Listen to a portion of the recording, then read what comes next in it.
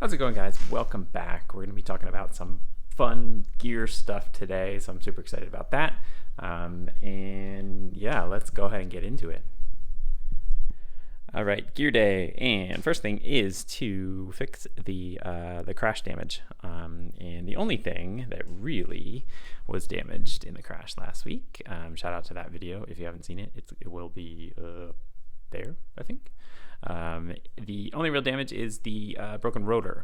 So I think I hit the curb, sort of the rotor slammed into the curb and broke one of these little tie rod things, kind of bent it up a little bit. So this guy's probably toast. So I have a new rotor to stick on. That should be an easy fix. I got the old one off without a problem, so that was probably the harder part. So go ahead and stick that on, and then we have some tire tests to do, which I'm excited about.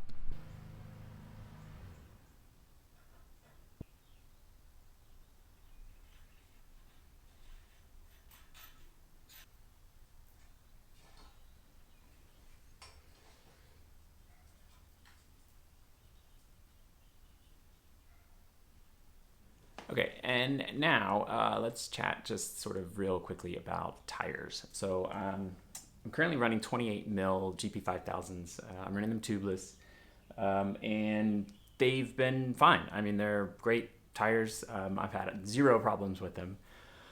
But I kind of want to switch to 32s, and there's a bunch of reasons for that. So the first reason is that there's a race coming up that I'm doing. It's just a short time trial, and it is there's a couple of cobblestone sections, and I've never done cobbles before, and they're not. I don't think they're horrible cobbles, but they are cobbles. So it has me a little bit spooked. So what I'm going to do is add 32s on there with the hope that it's a little bit easier, I think. A little more air, a little more rubber, maybe some more grip. That's the idea. So that's the first reason. That kind of like pushed me over the edge for this.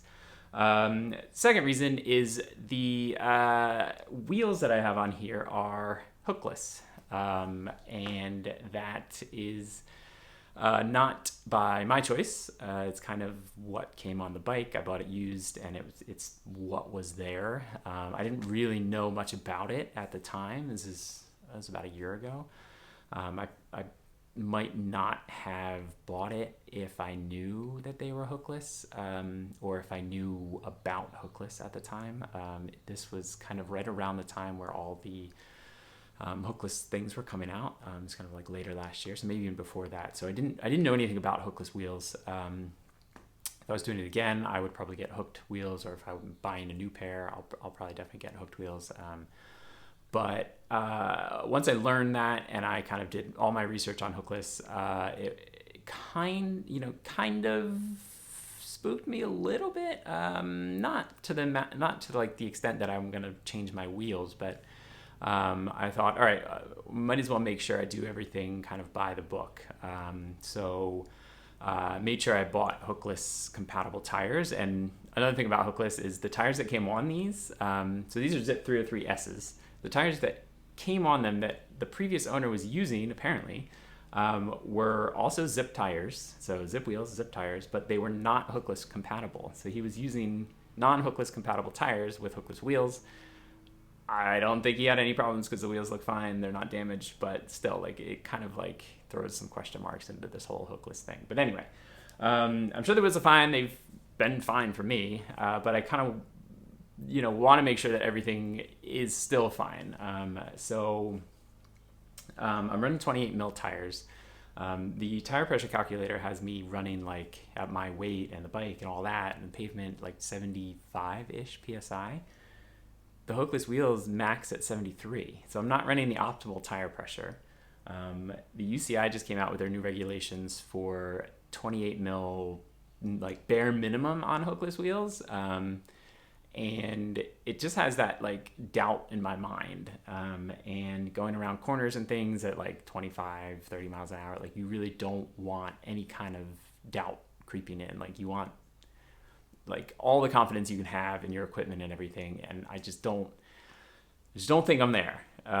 So yeah, that's another thing. So the way I understand it anyway is wider tires on hookless rims are going to be safer. They're not going to blow off. There's more, more grip between the wheel and the tire. So that's also another factor going into it. And then that also means that with the 32s, I can run lower tire pressure. So I'll be within the limits of the rim, and, hopefully be more comfortable and all that, better wet weather performance and stuff. So, and then lastly, I guess is, just everybody's been testing wider tires on, NorCal and GCN and everything like that. And they're like just as fast, if not faster, than the narrower ones. So there's really no reason not to go wider. So I'm going to do my own test today. So the first thing that I'm going to do is test out what's on here. These are 28s, GP5000s. I'm going to run them at what I would normally run them at PSI wise, not what Silca has recommended, because that's not within the limits of the rim. So I'm going to do 2 laps of like my local test lap. It's kind of got some undulations. The pavement's not great. It's a little bit wet today. So it might be, that might play into a fact, but I think it's about 10 minutes ish per lap. So I'm going to try to hold about 200 watts for the test laps. I don't know if I'm going to be perfectly around there, but that's what I'm going to try to do. I'm going to run 2 laps with these, switch to 32s, which I'm pretty sure I'm going to run anyway. So, going through the whole tubeless thing is not really a problem. And then do 2 more laps and then compare times and speeds and all that. So that is the plan for today. It should be a lot of fun, actually. Figured I'd do a little battle damage hiding while I'm here too. Should be easy enough. Good black frame. And back inside after the tests, and there's some interesting data to take a look at. So we will get into all the numbers. So the first thing that I was very surprised at, I guess. One thing is that the 28 mil tires measured about 30 in width. So I guess that's not too surprising. I'm probably running slightly higher pressure than typical, maybe. Even dropping it below like the 73 for the hookless rims. But anyway, so they measure about 30 millimeters. The one thing that I found super interesting was the weight difference. The 28 mil, so I measured them with the wheels, rotors and everything on them, and the tires and sealant and everything that was in there. So basically just took it off the bike and measured it. The front tire measured 1240, and the back tire measured 1493 grams. So I was expecting the 32s to be heavier. So front tire 32 measured 1180. So that's like 60 grams lighter than the 28s, and the rear tire was 1474, so about 20 grams lighter. And this is super interesting because I think, and I didn't think about this really until afterwards, but I think the 28s that were on there were the all season, the AS, so the GP5000 AS tires. I think I was kind of had grand plans to like ride over the winter and bad weather and all that. That didn't work out. So for the next set for the 32s, I figured like I'll just go with the normal S. I don't need the all season weather capabilities and everything. So the 32s are the GP5000S, and on the Continental website, they measure about 20-ish, 15 to 20-ish grams lighter, the 32 mil S versus the 28 mil AS.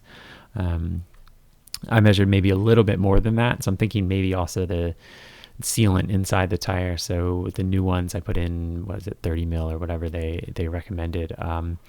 For the old ones, I mean, I had been gradually adding little bits over time, so that's probably where the extra weight came from. But anyway, I mean, so yeah, I mean, that's a sort of unexpected benefit. But the main thing is the time.